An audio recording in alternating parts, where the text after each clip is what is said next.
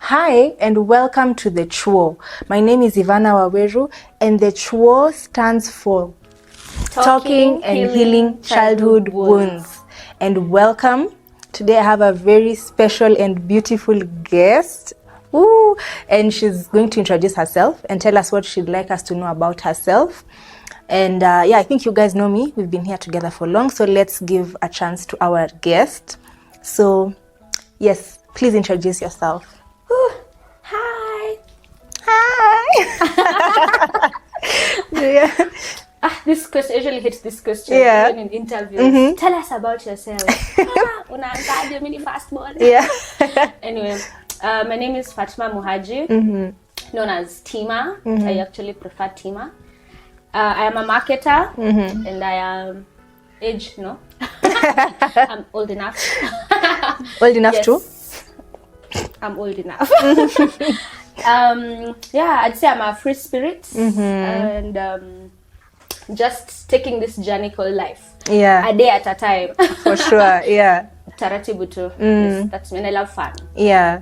And I'm really happy to have you here. I've known Fatma for 10 years. More, yeah. I think 14 years.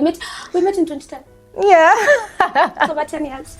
14 years, yeah. So we were best friends in high school. We've continued our friendship till now. So yeah, I'm happy to have you here. Thank you for having me. So, if you are a type of music, I don't want to say what I think because I know her, but again, she said we might not know her that well. So if you are a type of music, which one would you be and why?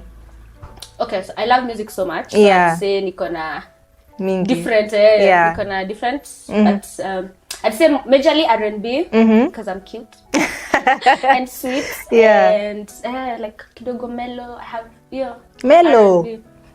Are you mellow? I'd say also like pop music because I'm fun. I'm also loud. So in contrary to like I have so many sides. Yeah. And bongo. Yeah. Because I'm also spicy. And tarab. I'd say tarab because I'm also feisty. And tarab music shades, like shades, bewazito kind of thing. So, and classics, oldies, because I'm also an old soul. Yeah. So your tarab, and then your R&B, and then classic kiasi. And I'm also hip hop. Kapuka, because I'm also gangster. Yeah. So the next question, what are the 3 assumptions people have about you that are so wrong? I am ready to be shocked. But number 1, I'd say kelele. I have my moments where I don't want to talk. And people are like, udem haezi nyamaza. Na sezo saa zingine I have this side of me where I'm like, aki usiniongeleshe. Like, staki kuongea. But not many people get it because for most of my life I've been a sanguine. Yeah. And I'd say pia yani experiences as we'll go on talking about. Zinakufanya tu una realize nimechoka. Yeah. I'm tired, maze. For real. Yeah. Sometimes you just don't have energy. No. But because and then I feel like sometimes it's like a burden kidogo time because someone will depend on Tima kumchangamsha. So that like if I'm having a bad day, Tima anajua atanichekesha. So mimi maze mimi pia nataka kuchangamsha. You can't bring the vibe all the time. All the time, yes. Yeah. But I guess some like yani it's natural with me. I have it. Yes. Yeah. So but that's why people think I can't keep quiet. I can. I promise. And sometimes you need it, sindio? Sometimes I need it. I can't nyamaza. Msiogopange kuniita vitu zenye nitanyamazwa, nitanyamaza. Sorry, unaweza kunyamaza. The second assumption. The second assumption that I'm like extroverted majorly, which is not true. I have also my introverted side. So I'd say niko katikati. Like an ambivert. Like an ambivert. Okay. If that's what that word means. I have both sides. And I'd say the third one is many people think I'm an open book, but I feel like I'm those people of if you know me, you know me. Like you're one of the few people I usually even tell people Ivana is one of the few people who truly know me. Yeah. You know what I usually say, what I mean when I say something, because I also get misunderstood a lot. But like you usually get what I say. So those three majorly. Okay. Zingine mnitafute. Kando atakwambia. All right. So the next question, what did you want to be when you grow up, and how much has the reality changed from what you had envisioned? Okay, so I'd say I have like two. Yeah. When nikiwa primary, and we are old. Yeah. So we used to watch this series that used to come. Kama ni Wednesday and TV, paka next Wednesday, mm the next episode. So my favorite was Boston Legal. I used to love Alan Shaw and Danny Crane. So in my mind, I knew I want to be a lawyer. Alafu ile unafika high school, now you become a patient or a client. Yeah. So you joke, you want to be a nurse, alafu unakuwa patient. That happened to me. And then also I had this thing of I really loved showbiz. I used to be those people who would keep up, like gossip channels. I'm a celeb. So I'm like, maybe along those lines, I'm equal to celeb. I'm equal niimbe, nikwe muimbi, or an actress, or just something in showbiz. But that, I started realizing, like, when you're in that career, I think there's specific people for those careers, because your life is on the spotlight all the time. Like your business is out there. Although there's some who know how to keep it like private and all that. Plus I didn't just push it through. I don't think I wanted that really. I just liked the hype. So I'd say right now what has changed, reality kicking in. Like when I went to campus, studied business, I realized like that's when my love for marketing grew. Because now, like, realizing there's a science and an art to making things be seen, things be bought. I aggravated to that. And it really grew into it. So I realized, okay, marketing is so that was the reality teach like in campus. That I actually like this thing and I have passion for it. Do you think you'll ever go into showbiz and honestly, I don't know. Sorry, I'm just taking a day at a time, but I don't think so. Okay. It in a need yani moyo mwingine. Energy. It's okay. Don't worry. Hatujui Kiswahili. Hata hatuta kujudge. Ni sawa. So don't judge yourself because we don't even know. It's okay. Hatuja notice. It's for specific people. But which specific people? Tough people, strong people, people who people who are so strong with themselves in that, because there's a lot of propaganda that can spread about you. So you have to be like, I follow basketball, so seeing like things like what Caitlin Clark is going through, Angel Reese is going through, and even our own athletes, Kina Faith Kipyego, there's always stories. And who are those? You. I think you'll still be in showbiz. The people you're mentioning, I don't even know them. Because you don't watch basketball, do you watch? You watch a lot of things, okay, I watch Tima. A lot of things. I think you're into that world anyway. Actually, yes, that's also another. I think I should do something in sports. I haven't figured it out yet, but yes, something. Okay. Anyway, taking it a day at a time. A day at a time. They say growing up is a scam. Do you agree, and why? Factoid. Facts. Growing up is a scam. But yes. Majorly it is a scam. Okay. Because like, when you're young, unataka tu kuwa mkubwa, yani mtu asikwambie kitu. Like you're like, mimi ndakuwa mkubwa alafu ndakuwa na kitu yangu. By 25 I'll be married with my firstborn. With a Mercedes. I'll be like this, and then like no, work hard, kids.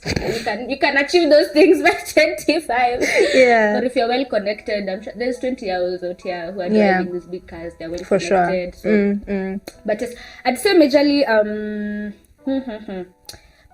life is moving so fast. Things are really moving so fast, and that's why for me it's a scam, because like we thought that kila kitu yani will fall in line. Like unaambiwa soma, get to high school, pita, go to university, utapata kazi, utapata pesa, utaolewa, maisha itasonga. But it's a scam in a sense that it's not this bed of roses and smooth. It's not a line where yani tu leo ni hivi, kesho ni vile. You get challenged so fast. You just have to be adaptable and flexible. Like ukirushiwa hii ujue venye utaina yako udili nayo. Yani I think it's a lot. Adulthood, a lot is happening in adulthood. So every day you're navigating something new. Today you're like, I know how to deal with like naysayers. Yeah. I know how to deal with haters. Tunakwanga na haters kwa ile tunajiwekea tu. Anyway, kunao haters. Yes, I'll learn how to, and then kesho there's a whole new ball game. Yeah. New concept. Someone has come at you with something new. That's true. Yeah. So, but it's not all bad. But do you think there's a way people can navigate adulthood that would make it easier? Do you think there's something you've learned from you growing up and realizing, hey, there's something that I should do? Maybe taking a step a day at a time, as you are saying. Yes. Yeah. Yes. My major thing is that a day at a time. Yeah. And it is what it is. Yeah. Like I mean, that's it. It is what it is. Honestly. It is what it is. It is what it is. Because yes, we give people benefit of the doubt. Yes, we give ourselves grace. Yani kitu imefanyika. Yeah. Yani ishafanyika. Na wahenga wakutugo paka mafuta. Walipotuambia. But yani maji kimagika like, hata useme sorry. Hiyo kucheka tunajua. Hata kama mjazoea mzoee. Yeah. Yeah, but it's good. Yeah. So like it is what it is. Yeah. Kama mtu amekwambia hivyo, ashakwambia amekwambia. Na ni hivyo. Take them as they are. Like wamekwambia ni hivi. Like don't start now feeling like, oh, I can change him, guys. No. Ushanza him. How he is. Or her, whoever it is. Even your colleagues. True. If they've shown you they are the kind of people who can sabotage you to get higher, that's who they are. Yeah. So it is what it is. You navigate through that. Just be true to yourself. Yeah. Yeah, a lot of times I had to keep talking myself because things used to bother me.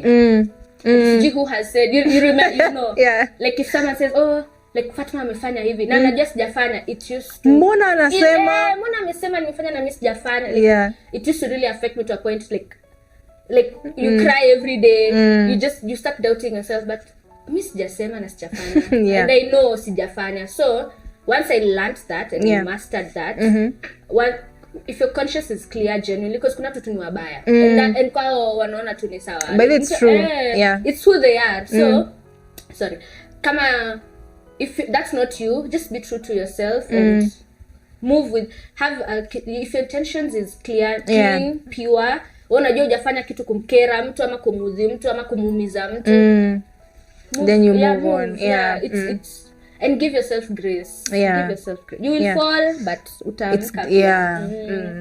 I hear you. So I think it's mostly just taking things as they are and also not taking them too seriously and also not taking things personal. That's another thing. Yeah. Like mtu tutaka kufanya kitu, it's not you as Ivana. Yeah. Amefanya tu, like amekuudhi tu amefanya, but I also had to learn that, right? Yeah. And I feel like people do things based on their own problems or whatever is going on in their head. It's not about you or me or whoever. So I think I love that. And learning to, you're not the world doesn't revolve around. I used to think the world revolves around me. It does not. It does not. Everyone doesn't, and no one cares about you. They care about themselves. No one. It's true. The same way you're conscious about yourself, everyone else is conscious about themselves. So amazing. Yeah. Facts. Yeah. So now we go into it. What's your best childhood memory? Tima. I know I call you Fatma. I never call you Tima. Yani, 14 years. Yeah, I don't know.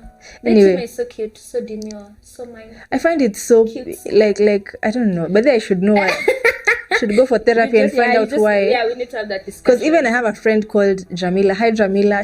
People call her Jamie. And I just never call her that. Like I find it so special. Like I'm lying. Like I'm lying to myself. Like why am I Jamie? I'm trying to be better than other people. Therapist. I'm coming. Anyway, what's your best childhood memory?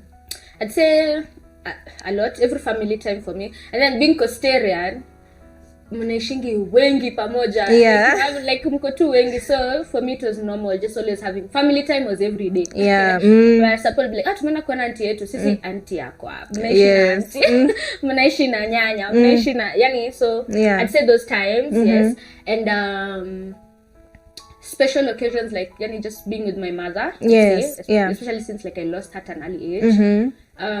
The times we would laugh, like tutacheka, ama dance, because she used to dance. So, nice. So I said those ones. Those ziko kwa hiyo, because ziko kwa list. They're on the top. Ziko hapo juu. Yeah. So spending time with family. Spending time with family, because I'm a family person. Like, amazing. Yeah, and my family is so big. mimi napenda familia yangu.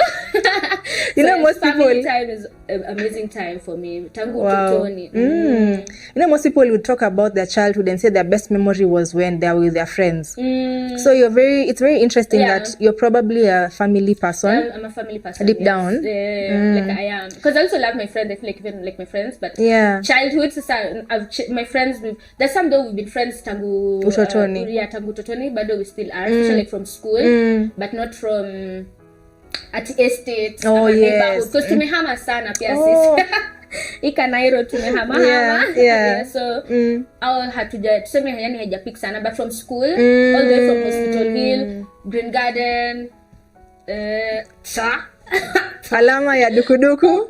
Those ones, yes, I'd say we're still okay. And also this moment, it was called Bridge Camp. It was for that period of after class 8 now transitioning to high school. That's 1 week. Honestly, I still remember that week. It's one of my favorite childhood memories. Oh, nice. Like it was so, like I had so much fun. That was camp. It was called Bridge Camp from Parklands Baptist. That camp was so nice. I remember people, I don't know if I can even mention their names, but I remember. Nakumbuka. What stood out for you from that camp? From that camp?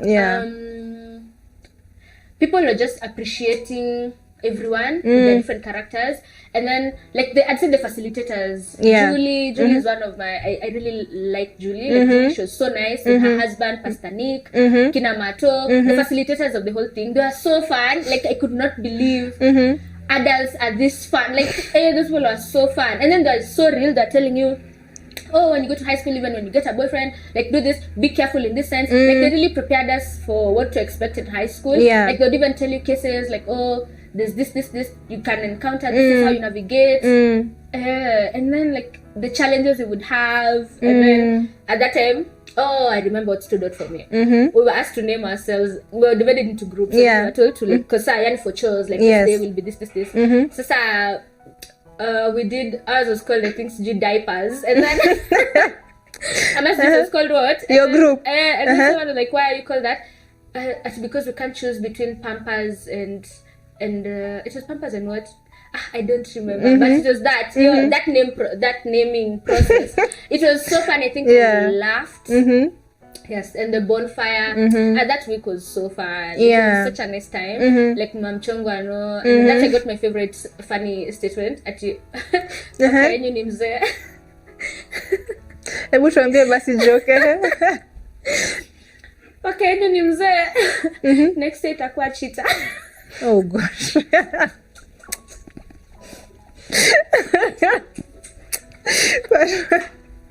Hey.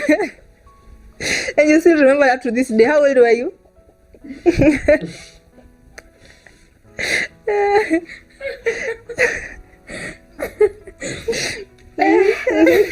Sawa. Yeah. That was really funny. Like, I know how old were you that time? I think 14. And you still remember? 15. Because it was your week here, end of December, kuingia January, and my birthday is January. My God. So it was that time. It was in January. I think it was in January because it was right before we got called now to what school you've been selected. So it was that period before. So in January, I think.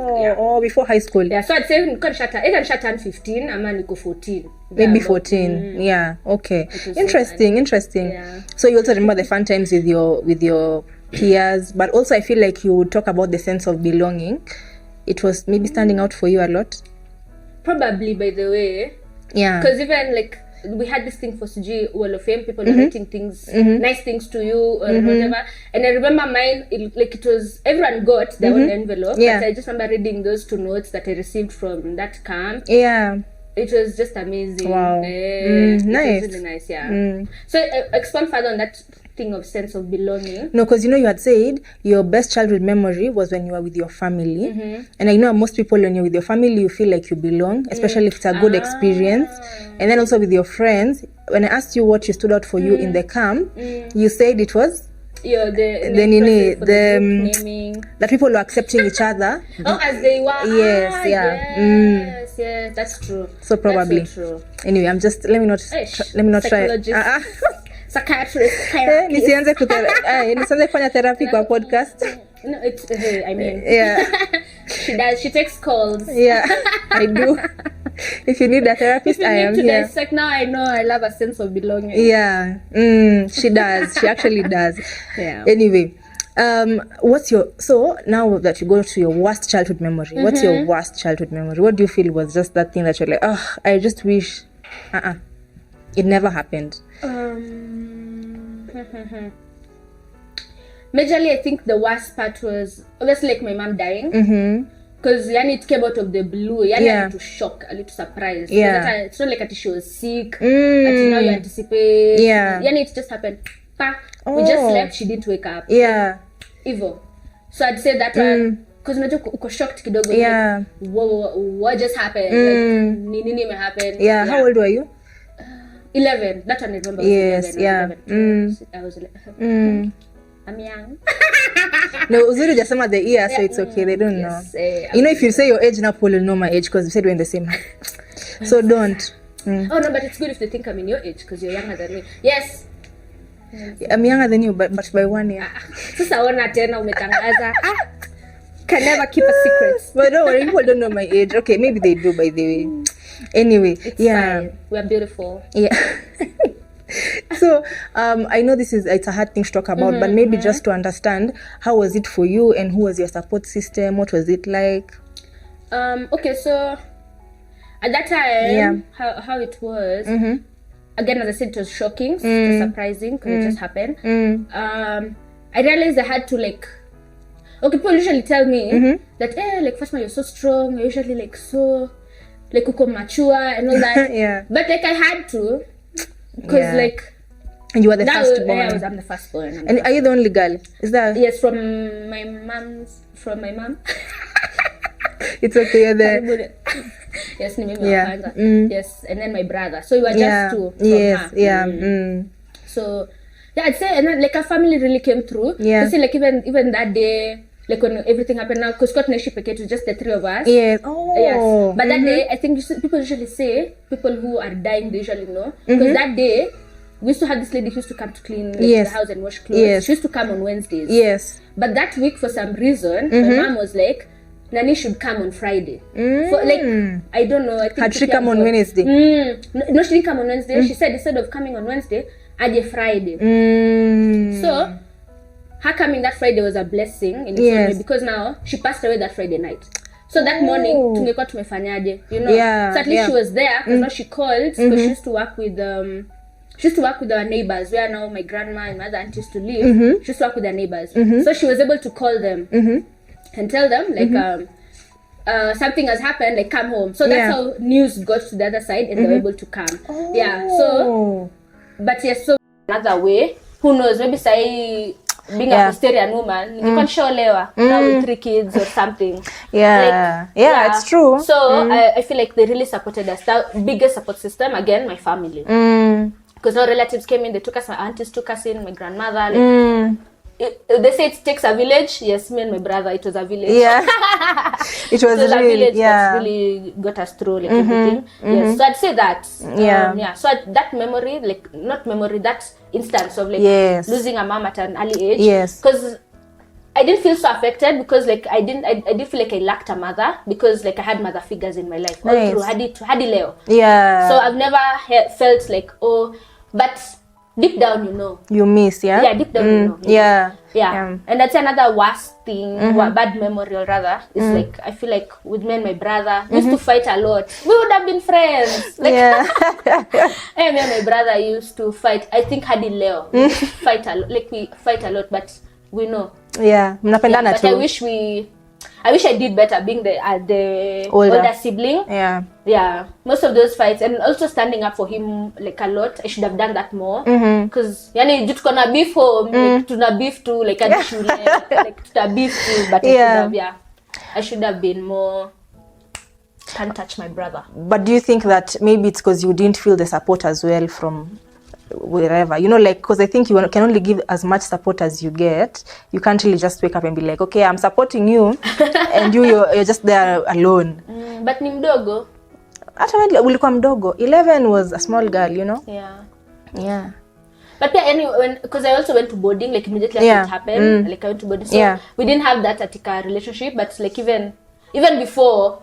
Oh yeah. Yeah, even before, we used to just fight a lot. Like, of which I feel like that should not have been majorly. Oh. We fought 80% of the time. And now? And now, okay, these days, because now we are adults. Yeah. Now we talk about things, but bado tu tunakosa nanga. Yeah. At home it's known. Tima. Yeah. But I think when you love someone, you actually do argue. Yeah, because you want to prove your point, they want to prove their point, and they care what you think. Actually, our cousins usually tell us that. Yeah. Like, nyo William napendananga mwenye tu tunapigana. But he knows I have his back always, and he has mine. Yeah. Because he's the person I call, and he comes to. Nice. He calls me, come here. So I'd say our relationship has really evolved. Nice. Yeah. And even you really helped our relationship, and I know you might not know. Yeah. But you did. Really? Yeah, you really did. How? I would love to hear. I remember there was a time, COVID year. Yeah, 2020. Yes, 2020. I called you, like I was. Oh yes. Yes, and you talked to me, yeah. and you made me see a side in things I had not. Yeah. And you actually, by the way, I don't know if I've ever told you this, but you're the person in my life who umenifanya nipende kuona both sides of the story. Because a lot of times I feel like, even like me beefing or arguing or fighting with people, sikuwa naona upande wao. Oh yeah. I was always just seeing it through me, like with my mild OCD kind of, or whatever it is. I never used to kama uko na OCD. Ama improve. And you improve. Thank you. Yeah. I never used to give people grace. Because you see, and then like, I remember you called me out. You told me the same way you want people to tolerate you. You also have to tolerate people. Yeah. Like mimi nilikuwa wale wa nikiweka hii kitu hapo. Nikose hapo ama umeisongeza. I would cause a fit. Like I would but like I think being graceful. Oh, and I think I remember now. You remember now? Now it's coming to me. Came through, Hey, because I think even as we're about to fight, but anyway. Even as you are about to fight. But anyway, we thank God. We need a therapy episode. Karibu tuchapande, but okay. So the next question, would you love to have kids? And then explain your answer. Oof. Yeah. This one is usually tough. I usually don't know. But no judgment. Yes, I don't think I care. Please don't. Yeah. Mixed feelings in the sense that I love kids, I love playing with them, but I like them returnable. Wow, yes. Like nacheka na yeye tucheze na yeye, but ikifika masaa rudi kwa mom. You know. Sasa kama wewe ndio mom itakuwa problem. Exactly. Like sasa namrudisha kwa nani na ni wangu. Plus I feel like it's such a heavy responsibility. Emotionally, physically, financially. Unajua mimi sasa nikapata pesa, I'm like, tunaenda. Or like unaenda place, I'm like, there's this thing I want to buy. It's so easy to buy. That's when true. you have someone under you, your priorities change. Am I ready for that change? I don't know. But there's people, you included, who usually tell me, oh, like you'd be such a nice mother, like usually so caring. Yeah. I just don't know. How much to kubali you're a good auntie, not a good for now.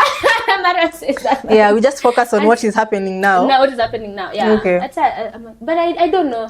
But there's a time I was told maybe when you get a partner or when you get to a stage in your life where you feel comfortable enough that now you're ready. Emotionally. So I won't say never. Yeah, I wouldn't say never. Kitambo I used to say never. I used to say I don't want to ever have kids, but sai I'd say you're 50-50. Like if it happens, then because pia tumeandikiwa, nimeandikiwa to have kids, I'll have kids. Kuandikiwa like your destiny, like, right? My destiny. Okay, that's religious. Yes. Okay. So if you had the finances and you had the partner, do you think you would get? I'm just trying to help you come closer. I'd say because there's a time I was telling my other friend about like kids, because it was about like if you die today or there's something like that. And I was like, and then I said, actually the what made me not realize I should not say never. I said, but bado sijaza. So maybe it was deep somewhere. Down, it's somewhere at the back of my mind that I do want kids. But maybe let me say just not now. Readiness. Yes. Readiness. Because pia nataka legacy. Ni muhimu. Imagine tukiwa na watima wadogo and even male ones. So that means I need a tall father. Yeah. Holla. If you're tall somewhere, and you can give the financial and the emotional support, karibu sana. Lakini kuna vetting process. Unaona mimi psychologist na kusoma. Anyway. Kuna committee. Yeah, there's a committee. The next question, if you could go back in time and speak to the 8-year-old Tima. I chose 8-year-old. I don't know if you why 8? But it was random. I think also with my clients, I don't know why many things happen when they're 8. Oh. Realization comes when you're 8, but anyway, you can even do the 11-year-old if you want. What would you say to her? Yeah. Actually, remember when I was 8. Okay. I remember some events when I was 8. Oh, nice. Okay. Yeah. Nakumbukanga vitu irrelevant, nakumbukanga mbio, but it's too important. I'm like, When did that happen? What? But anyway, so when I was 8, so that 8-year-old, I'd just tell them. Tell her. Oh, no, some of them. Maybe mini they. Remember 8-year-old girls. Sorry, it's not 8-year-old girls, it's 8-year-old Tima. Sawa. No, but I hear you. Also, maybe you want to speak to the 8-year-old girls. Tutaongelesha baadaye. Okay, sawa. Sasa ni mimi. Yes, thank you. Anyway, 8-year-old Tima. I just tell her, people are gonna be snitches. Because I remember that time someone snitched on me. People will snitch on you. Oh no. People are snitches out here. Yeah. Mtacheka pamoja but watakuseti. Anyway. Sorry, we are sorry. We are sorry. Yes, so there's always snitches. But stand on it. Kenya umesema sema na kifua. Kuleta Kenya alini snitch on, nikaitwa na teacher. Na nikasema tu, I was like, endless. Oh, when you were 8? Nilitandikwa though, mbele ya class. Wow. Damn. Okay, tell her something more heartfelt. Be nice to her. You're scaring her. Anyway, I have something more heartfelt. Just be yourself and don't be a people's pleaser. I feel like I started being a people's pleaser tangu utotoni. Don't, like, people will live their own lives. So just do what you want to do. And it's okay for you to love what it is that you want to do. And just stand on it and give yourself grace. Yeah, songa tunayo. No, be yourself authentically in whatever aspect. Yeah. Anything you want to tell about love, about loving herself? Oh, love yourself. Girl. By the way, actually, jipende. Yeah, sikuwa najipenda enough. But you know that time when you're young, or when you're a child, not even young, when you're a child, vitu tu unadhani tu vitu tu ni hivyo venye ziko. Hujui mambo ya kujipenda, hujui mambo ya nini juu. Si wewe unakula. Especially if no one teaches you, you just don't know it's there. Yeah, and coming from your time when at that time, I'd say people are not so woke or like not so self-aware. So we were all just dealing with things and learning things and all that. But love yourself, actually, and choose yourself. 8-year-old girls, unasikia? Anyway, I don't know if they're watching.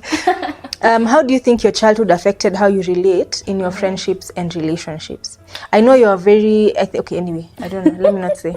You're very friendly and relationshipy, but how do you feel like it? I feel like there's two sides of it. There's the part of like the experiences I've gone through, like since like again like losing a parent at a young age, and also like living with relatives and not just like my close aunties. I've also like had a chance to be with different people, and also being in school or even when your friends like take you for sleepovers or something. Like just I've lived in many homes to say like I've had you've seen a lot. I've seen a lot. So there's that aspect of it's made me feel like I've learned like humility. So I know humility and also the sense of like knowing how to play your part. Like because some households you go to, this is their way of living. Una adapt nayo amuko nje. There's this other household, you know, so playing my part. I really know how to play my part. Like if you, I don't know if that is like a bad, I don't know, like because there's also an aspect, because Pia, I've had good life and I've had a hard life. Like I've had an aspect of hardship and an aspect of comfortable, where like you want to go to the movies, mnapewa pesa mnaenda, and also this side of wase, let's stop being wasteful. Hakuna skari kisha imeisha, like I've had both sides. So there's that aspect of it's made me feel like I don't believe in like forever sort of things, because hakuna kitu imekaa for so long. Mara leo iko kesho haiko. So in terms of like Attachment. Yeah, attachment. I have a lot of attachment issues. Yeah. And commitment issues. Like me, hata asiwezi subscribe zile vitu annual. Because I'm like, will I want you For 1 year? For 1 year. I might change my mind. Yeah. So there's that aspect. And then this other, so there's the negative side of that, like being adaptable and easy, and the positive side in that like humility again, and being able to be adaptable, but and feeling like I need to like always be in control, so that yani niweze yani vitu zisi fall off again. Yeah. You know, like because lo meshikilia tena imeanguka, because a lot of times I was not in control of my situation, of what's going on. Yeah, so I really want to be in control of my situation. It has affected my adulthood in that sense. I really want to be in control of my situation. And do you think that's where also OCD, okay, not OCD, but being very particular. Yes. Hiyo I think tu ni ugonjwa. Because I've had that tangu niko mdogo. And I never realized how different I was until like now I'd say high school. Yes. But I'd be even telling my roommates, wacheni kuweka toothbrush hapo, ama wacheni kufanya hivyo hapo. Hey. Like I would, yeah, that hiyo tu ni ugonjwa. That was ni ugonjwa. My friend Halima usually tells me, wewe ndo kwa abnormal. Go sawa. We are okay. But, yeah. So yeah. And then again, another negative thing, now relationships, I'd say, with friends, because you know, family, I can't throw my family away, like out. Yeah. But friends and even like say relationship, like romantic, I'm always like, if you're ready to leave, me, I'm okay. Like you're me, like, it's bye, fine, easy. Chonjo bro, like wazi.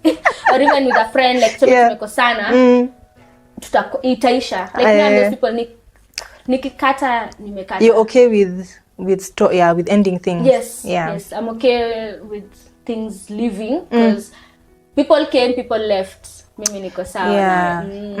I hear you. I mean, it makes sense. Yeah. I think you said who your support system was. Do you want to add on that a bit?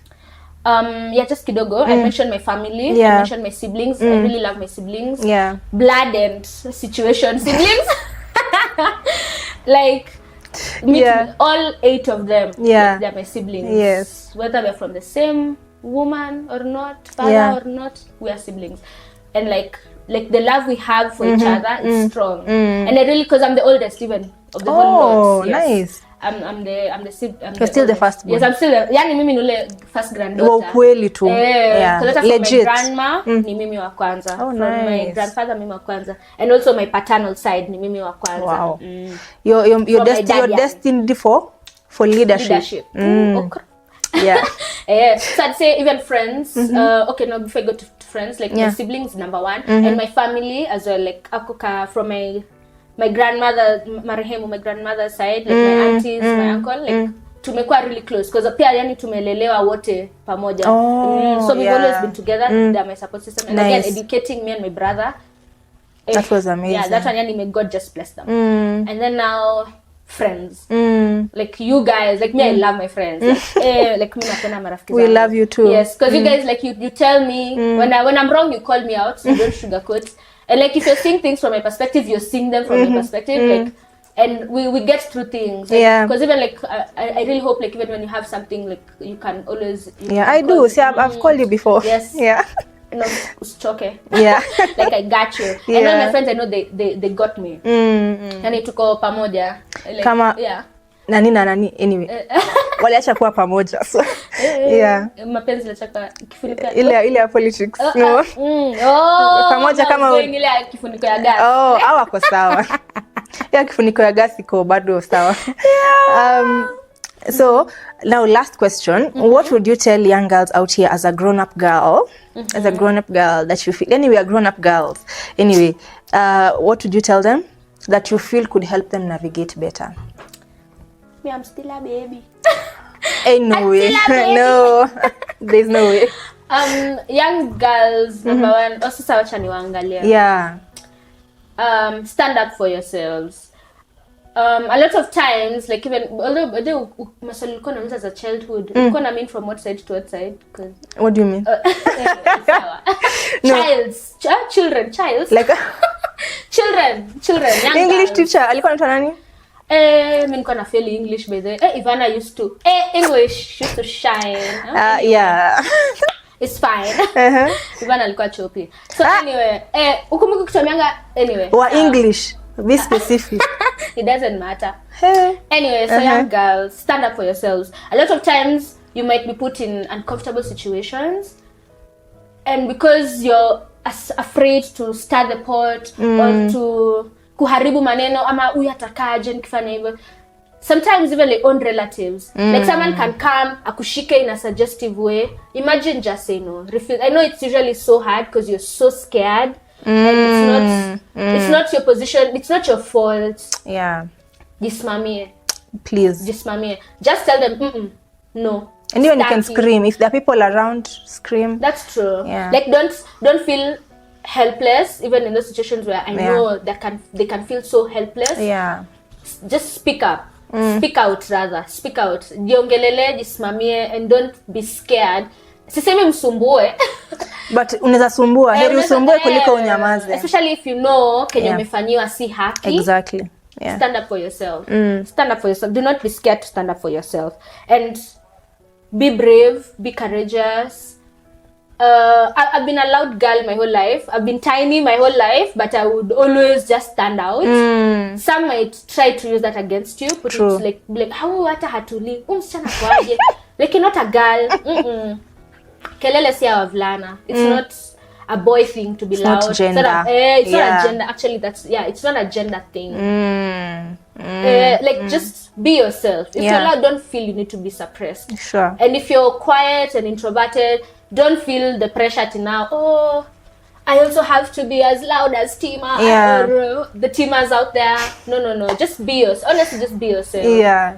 And love yourself. Choose yourself. Not people will choose you. Actually, someone told me, just choose yourself. Mbona unangoja watu wakuchoose? Yeah. Yeah. Choose and also yourself. choose your friends. Don't wait to be chosen. Yeah. Exactly. Choose the people you want to, like me right now. I'm in that stage. I'd say ever since like I moved to Coast, lived in Coast, I realized I started understanding napenda nini na sipendi nini.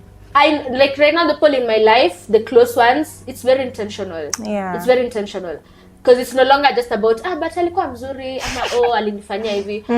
Just be nice. It's a human thing to do, being nice actually. Yeah. So there's no obligation. Yes. And people being nice to you does not mean that they like you or they want you or they want you to be in their lives or they have to be in your lives. It's the standard. It's exactly. Everyone is supposed to be nice. Those ones who are bad are the ones who have a problem. Exactly. Ndo abaya. And be true to yourself. Just love yourself. Choose yourself.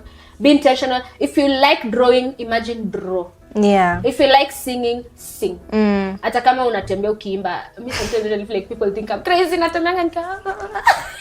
Sing. Just be happy, make yourself happy. Don't depend on people for happiness. Do it yourself. For sure. It's okay to accept help. It's okay to accept people who love you and who are nice to you and they want you in their lives and you want them to be in their lives. It's just be intentional with everything you want to do. And imagine a day at a time. Kabisa. Yeah. That's what I've picked from you, a day at a time. A day at a time. Thank you. And do what you want to do. Period. And chase your dreams, by the way. Oh, a lot of girls, like they want, like if you want to be a singer, pursue it. And we're in a stage where right now people go viral randomly. By the way. Hata kwa hiyo bafu, imba tu, you never know. Yeah, by the way, watch Tima right now. She might go viral anytime from now. Me, I know. I have a feeling. Oh my God. Yeah. Sijalista kuacha. Ukiniacha na kwani unaniacha na anyway, yeah. Yeah. Thank you so much, Tima. That was so enjoyable. And I know someone has learned something from today. Thank you so much. Hope to see you another time. At what point did I say my M-Pesa number? Yeah, Kwanza she's a marketer.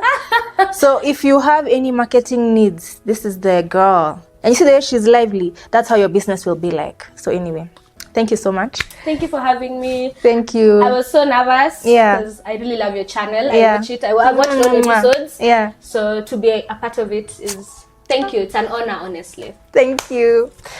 Yes, so thank you so much. And please subscribe, please share, and see you next time. Yes. To the ChWo. To the ChWo.